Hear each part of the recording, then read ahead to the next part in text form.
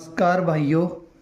ये जो 3 प्रश्न आपको दिखाई दे रहे हैं, इनमें से ये 2 क्वेश्चन अभी दिल्ली पुलिस एग्ज़ाम में आए हैं और इस प्रकार के प्रश्नों का बहुत ही शॉर्टकट तरीका मैं आपको बताने वाला हूँ।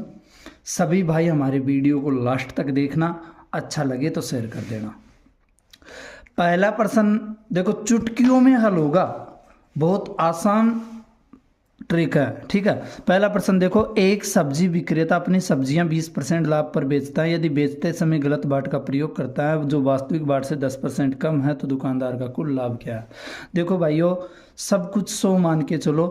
अगर कोई 100 रुपये की चीज़ खरीदता है तो वो 120 में बेचेगा। स्पष्ट बोल रहा है कि 20% लाभ पर बेचता है। अब बांट 10% कम का काम कर रहा है, बांट का जो प्रयोग कर रहा वो भी 10% कम है, मतलब 100 की जगह वो आपको तोलेगा 90, तो 10 यहाँ से बचाएगा। तो टोटल देखो 20 का प्रॉफिट यहाँ से ले रहा, 10 यहाँ से, टोटल प्रॉफिट हो गया 30 का। 30 का प्रॉफिट कब होता है? जब वो 90 तोल देता है। तो 30/90 प्रतिशत में बदलना है तो 100 से गुणा कर दो।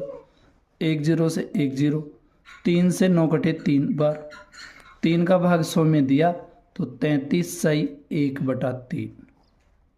ये इसका आंसर है। दूसरा प्रश्न देखो, एक दुकानदार 1 रुपये में 2 नींबू खरीदता है।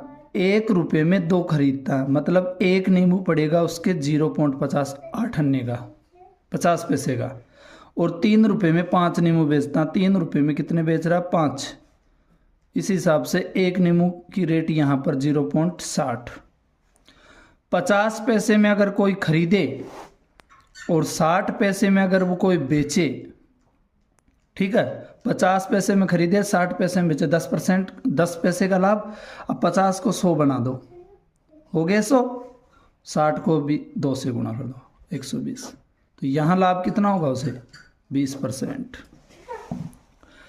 एक और ये कि 16 वस्तुओं का लागत 12 वस्तुओं के विक्रय मूल्य के बराबर है। लाभ प्रतिशत, 16 वस्तु जितने रुपए में खरीदता है उतने रुपए में 12 वस्तु बेचता है। तो 4 × 4 16 और 4 × 12, अनुपात आ गया 3:4। मतलब 4 वस्तु खरीदता है, 3 बेचता है। 1 वस्तु का प्रॉफिट हो जाता है कितने पर? 3 पर। गुणा 100 कर दो, वही 33.33 या 33 सही 1/3, खत्म।